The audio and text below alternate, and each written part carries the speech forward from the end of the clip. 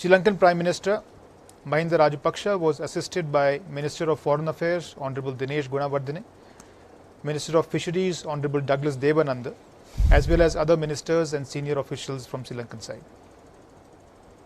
In the current COVID-imposed restrictions, the successful conduct of the virtual summit reflects the high degree of commitment at the leaders level on taking forward the bilateral relationship.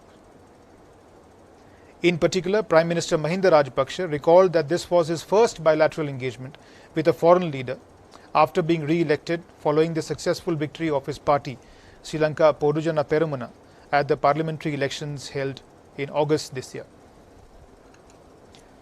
He expressed his firm resolve to use the opportunity provided by the strong two-thirds majority achieved by his party-led alliance in the last month's elections to take India-Sri Lanka engagement to new heights. While concurring with Prime Minister Mahinda Rajapaksa, our Prime Minister also added that the current moment provided a unique opportunity for both countries to work more closely with each other in dealing with the economic impact of COVID-19 and deepening engagement on regional and international issues.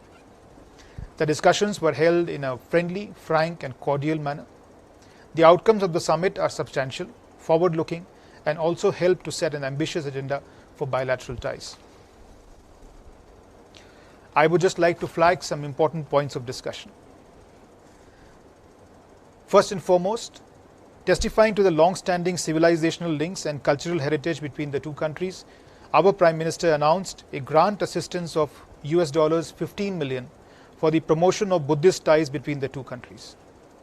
This grant will assist in deepening people-to-people linkages between the two countries in the sphere of Buddhism, inter alia through constructions, renovations of Buddhist monasteries, capacity development, cultural exchanges, archaeological cooperation, reciprocal exposition of Lord Buddha's relics, strengthening of Buddhist scholarships and support to the Buddhist clergy.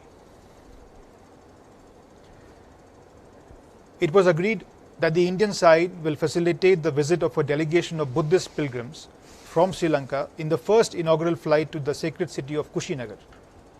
As you would know, Kushinagar Airport has been designated as an international airport recently, recognizing its importance at the Buddhist site.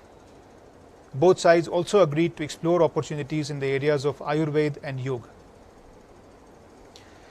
Both leaders were unanimous in their view that the ancient cultural links between India and Sri Lanka are special and must be nurtured further. Prime Minister Rajapaksa made a special mention of the Jaffna Cultural Centre, which is an iconic project built with Indian assistance. The centre is almost ready and Prime Minister Rajapaksa extended an invitation to our Prime Minister to inaugurate the project.